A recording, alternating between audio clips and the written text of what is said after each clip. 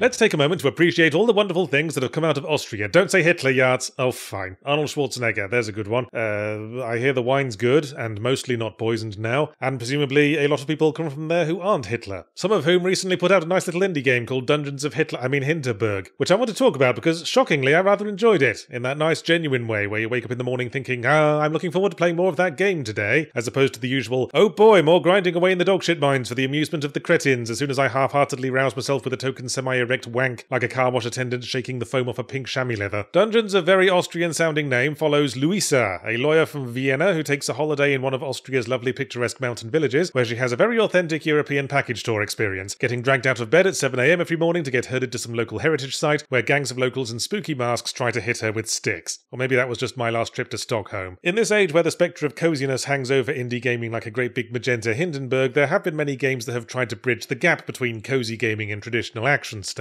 usually ending up in some unsatisfying in-between space where zombies keep nibbling your bum while you're trying to water the carrots. But I think Dungeons of Hindenburg successfully straddles that particular sex swing. The secret sauce is that your time is strictly regimented in a very characteristically Germanic kind of way, or more informatively, a very persona-y kind of way. Your time is divided into slots. In the morning you pick an adventuring area you want to explore, looking for dungeons to complete and goblins to bully with sticks, and then in the afternoon slot you hang around town shopping and hanging out with your pals, building up relationship scores and your social stats in order to improve your ability to bully goblins with sticks. It's that same Persona dual gameplay model where the two modes are separated but affect each other, like a bathroom glory hole situation with another larger hole to the side to accommodate reach-arounds. So in summary, it's very much like Persona except with real-time instead of turn-based combat, slightly janky and repetitive real-time combat, and I'm not a huge fan of the visual style because every character's got this thing going on with their upper lip that makes it look like they've all got Poirot moustaches. So I have more than a few red marks on Funyuns of Heisenberg's balance sheet, but if there's one aspect of it I like above all else, it's the premise. A bunch of magic portals appear in the country surrounding an Austrian village, out of which goblins and goblin-adjacent monsters start spilling and attacking the locals, and each one leads to a strange ethereal dungeon full of trials of combat prowess and puzzle-solving intellect. But instead of doing the normal sensible thing that peasant villages do when these things happen, i.e. enlist a wandering hero to save them from the monsters, the peasants of Hinterberg instead hit upon the idea of letting tourists into the dungeons, and now its entire economy is based around selling potions and swords, and all the dungeon portals have wheelchair ramps and difficulty ratings on signs like they're fucking ski slopes. And I wonder why the villagers in Diablo never thought to do this. I mean, either the demons all get killed by adventurers or annoyed to death by influencers. It's the most economically savvy move by an NPC since the potion brewer discovered high fructose corn syrup. The setting is remarkably well realised thanks in part to the range of characters you meet and can become friends with. Fellow adventurer tourists, the business-owning locals who appreciate being able to flog overpriced plush kobolds to dickheads, the more conservative locals who wish there weren't so many dickheads around, and the hipsters complaining about how the commercialisation and inauthenticity of the tourist experience is irritating the dick growing prominently out of their heads. There's a nice dual satire going on of both video game tropes and tourist trap destinations with a subtle underlying environmental message, but while treating a monster-stricken peasant village as a relaxing getaway for city folk is the main gag, the really funny part is that it kinda is. Relaxing, I mean. You wake up in the morning, have breakfast on the veranda, choose a nice scenic environment to explore, and then work out all those little workaday frustrations by punching a load of goblins in the face so hard that they'll have to brush their teeth tomorrow by bum shuffling across a shag pile carpet. Having said that, the combat's nothing to write home about on an erotic postcard. The dungeons are very Zelda-esque sequences of challenges themed around the bespoke magic spells available in each region, ranging from sequential lever-pulling puzzles to snowboarding runs, and the combat is by far the least interesting part of any of it. You enter a room and a fucking curtain comes down and a bunch of generic black monsters round on you for no better reason than to gatekeep people who didn't show up with high enough level gear, like a bunch of weird-smelling 30-year-old men loitering in the hallway outside a wargaming shop. Your combat abilities are provided by the usual law firm, attack, parry, and dodge associates, but it's barely worth putting the effort in to master it when you've also got overpowered super attacks and magic attacks, all of which feels like overkill when you exclusively use it against the same ambulatory blobs of Marmite-flavoured Play-Doh as always. Only each area's token boss fight is interesting, and in the grand Zelda tradition, these are more puzzle challenges about deducing the correct spells to use, and even then the fights don't evolve at all. The big butterfly lady just keeps blithely descending into range, never ceasing to be surprised when we matter-of-factly pull one of her wings off with our grapple beam for the 4th time. The nicest thing one can say about the combat is that it's functional enough for purpose, which is to be the thing that you do when you're not doing the other thing. You don't actually have to go into a dungeon every day, you can opt to hang out at a beauty spot to increment your relaxation stat, although that's a very unrelaxing way of putting it, and by upping our social stats we acquire more opportunities to make friends, and gain the buffs that make the combat less of a pain in the Hintian. But the necessity of all that is questionable. I assumed my goal was just to beat the dungeons and was slightly put out at the end when there were multiple NPCs and activities I never needed to interact with at all. The game's a lot better if instead you assume your goal is to make friends with everyone and play out their stories, which does smack of making excuses. It's like saying the combat actually becomes quite interesting if you do it with both index fingers stuck up a dog's ass. I shouldn't have to do that is the point, and the dogs weren't thrilled either.